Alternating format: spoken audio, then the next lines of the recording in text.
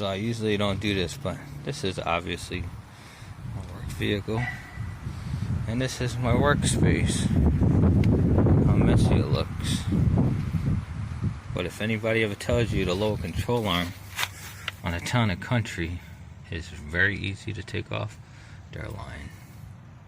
This part is a pain in the butt because you gotta take off mostly all them bolts down here, especially this big nut right about there.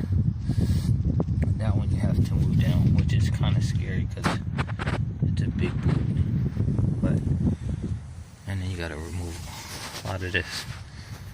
But it's coming out slowly but surely. And grease, a lot of grease.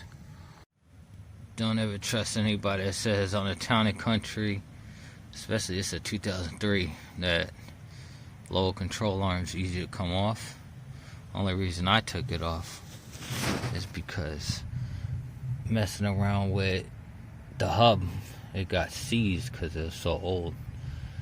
And then I ended up just stripping this just to get all this together. It's a bad idea. Like I'm saying, it's a bad idea, but pulling off that lower control arm, if your thing looks like this, aka bushing, lower control arm bushing, you definitely want to change that. I ripped mine apart. And there's a bushing back there, a bushing over there. For most vehicles, you have 3 parts or 3 points of connection. Yeah, town and country, 2003. It's my workhorse.